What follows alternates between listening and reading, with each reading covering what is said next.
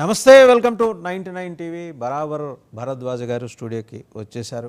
చాలా అంశాలు ఈ 2-3 రోజుల్లో చోటు చేసుకున్న డెవలప్మెంట్స్, తెలుగుదేశం పార్టీలో నూతన ఉత్సాహం, ఉత్తేజం, నిజం గెలిచిన తర్వాత తెలంగాణ తెలుగుదేశంలో వచ్చిన ఒక కళ, వీటితో పాటు జగన్మోహన్ రెడ్డి గారు రాజీనామా చేసి పార్లమెంట్కి వెళ్ళాలనుకోవటం, ఇక మొత్తం పోస్టింగ్లన్నీ కూడా మీడియా ద్వారానే జరుగుతున్నాయనే ఒక ప్రచారం, ఇంకా బోల్డన్ని ఇంట్రెస్టింగ్ టాపిక్స్ డిస్కస్ చేయడానికి, అనలైజ్ చేయడానికి మనతో ఉన్నారు. నమస్తే అండి.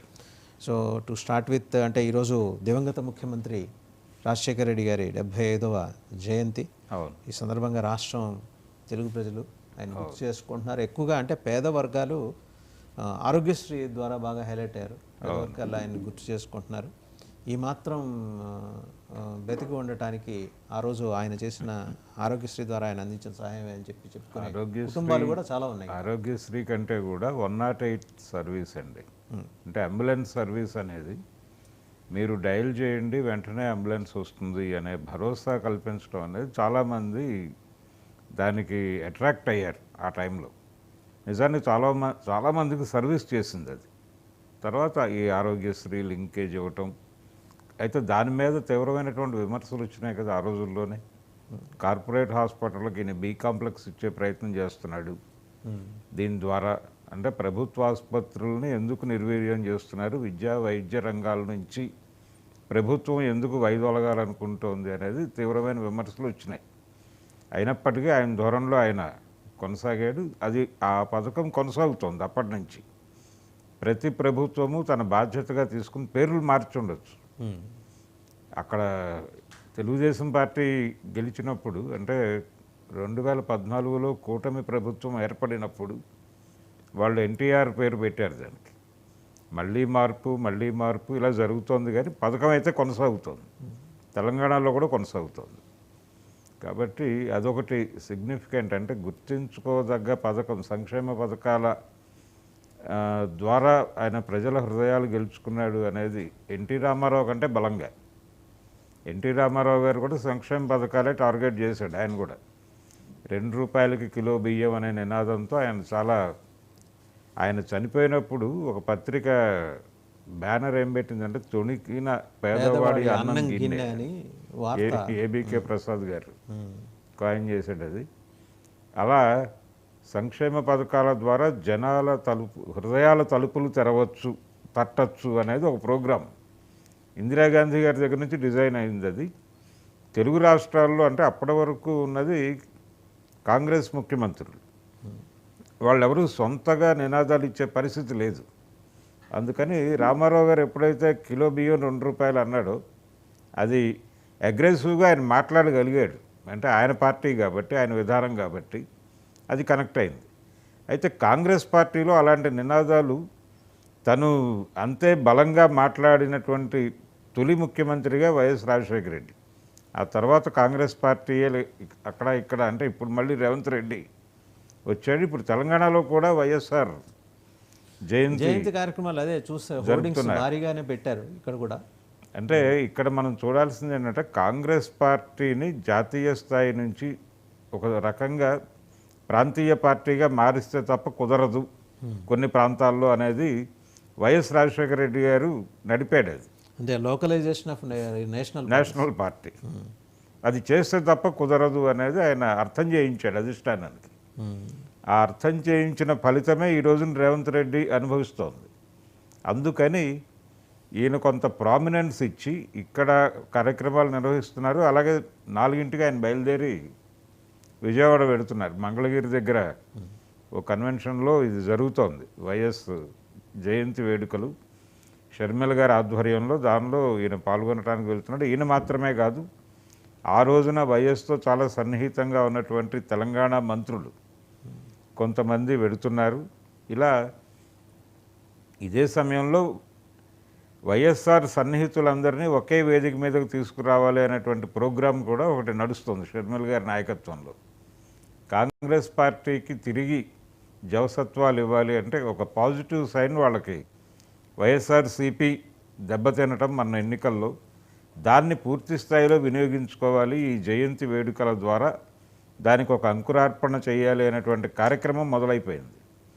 దానికి కొంత పార్టీ సైడ్ నుంచి తన సపోర్ట్ ఇవ్వడానికి రేవంత్ రెడ్డి వెడుతున్నాడు.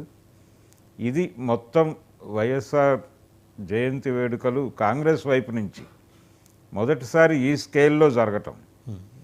ఇప్పటివరకు కాంగ్రెస్ పార్టీ చేస్తోంది, కానీ అదేదో మొక్కుబడి కార్యక్రమంగా ఆయన అభిమానుల వరకు వెళ్ళి విగ్రహాలకు దండలు వేసి నినాదాలు ఇచ్చి రావటంగా జరుగుతోంది తప్ప, ఇది టోటల్గా వైఎస్ఆర్సీపీ వ్యవహారంగా మారిపోయిన సందర్భంలో ఇప్పుడు కాంగ్రెస్ పార్టీ మళ్ళీ రంగంలోకి వచ్చి ఓన్ ద ప్రోగ్రామ్ అన్నట్టు కనిపిస్తుంది. వైఎస్ఆర్ మావాడు అని చెప్పే ప్రయత్నం బలంగా చేస్తున్నారు. ఇది మేజర్గా ఏపీలో తిరిగి కాంగ్రెస్ పార్టీని బలోపేతం చేయాలి అనే కార్యక్రమం. అలాగే ఆయన కేవీపీ మాట్లాడాడు కదా నిన్న, నెక్స్ట్ ఎలక్షన్లో అధికారంలోకి రాబోయేది కాంగ్రెస్ పార్టీయే అని కొంచెం దూకుడు ప్రకటనలా అనిపించినప్పటికీ తప్పదు. అంటే క్యాడర్ని అట్రాక్ట్ చేయడానికి అలాంటి నినాదాలు ఇవ్వక తప్పదు. ఆయన మొదలుపెట్టాడు. అలాంటి నినాదాలు చాలా ఈరోజు సాయంత్రం 4 గంటలకు జరిగేటువంటి సభలో వచ్చేటువంటి అవకాశం ఉంది. రేవంత్ రెడ్డి గారు కొంచెం అగ్రెసివ్గా మాట్లాడతారు డెఫినెట్గా. ఇది ప్రోగ్రామ్ ఈరోజు డిజైన్ అయినటువంటి. ఈరోజు కూడా చూసారా సార్, అంటే ఒక పక్క సాయంత్రం పూట ఆమె విజయవాడలో అదే మంగళగిరి కన్వెన్షన్లో చేస్తున్నారు. ఆల్రెడీ జగన్మోహన్ రెడ్డి గారు వారి మాతృమూర్తి విజయలక్ష్మి గారు ఈరోజు పొద్దున్న వెళ్ళి ఇడుపులపై వెళ్ళి అక్కడ నివాళుల కార్యక్రమం అది చేశారు. ఈ టైంలో ఆవిడ కూడా ఉంటారేమో అనుకున్నారు అందరూ, అంటే ఎన్నికలు అయిపోయినాయి కదా ఇంకా రాజకీయం ఉంటుందిలే అని. బట్ ఆమె ఖచ్చితంగా రాజకీయానికే లేదండి, వాళ్ళ మధ్య సీరియస్గానే గ్యాప్ ఉంది. ఆ గ్యాప్ విషయం ఆవిడ పదే పదే మాట్లాడుతున్నారు. ఆవిడ 2 రోజుల క్రితం కూడా ఒక ప్రైవేట్ టాక్లో ఆవిడ అన్న మాటలు బయటకు వచ్చినాయి. అన్నతో నా గ్యాప్ ఇప్పట్లో పూడేలా లేదు అని ఆవిడ ఒక ప్రైవేట్ టాక్లో మాట్లాడారు అనేది బయటకు వచ్చింది 2 days బ్యాక్. ఈ డిజైనింగ్ కార్యక్రమం జరుగుతుండగా, ఈ జయంతి వేడుకలకి ఆ కన్వెన్షన్ ఇవన్నీ కమిట్ అవుతున్నటువంటి సందర్భంలో వచ్చిన మాట. కాబట్టి చాలా గ్యాప్ వాళ్ళ మధ్య ఉంది అనేది అర్థమవుతుంది. ఈయనే ముందడుగు వేయాలి, ఈయనే చొరవ చేయాలి. చొరవ చేసి వెళ్ళి ఆవిడ్ని ఓదార్చి, అంటే ఓదార్పు యాత్ర ఎలాగూ ఆయన మార్క్ కార్యక్రమం కాబట్టి ఆయన ఒకసారి వెళ్ళి చెల్లెలతో మాట్లాడి కన్విన్స్ చేసి, ఆవిడ కోరిక ఏమిటి అంటే, విమలారెడ్డి గారి మాటల్లో ఆవిడ కోరిక ఆస్తి అని చెప్తోంది ఆవిడ.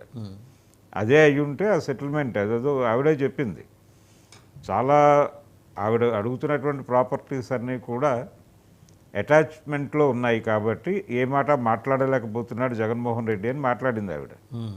అదేదో క్లియర్గా ఓపెన్గా ఆవిడతో చెప్పటము, లేకపోతే దానికి కాంపన్సేట్ చేస్తూ ఇంకేదైనా చేయటము, ఒక ప్రోగ్రాం జరగాలి ఈయన వైపు నుంచి.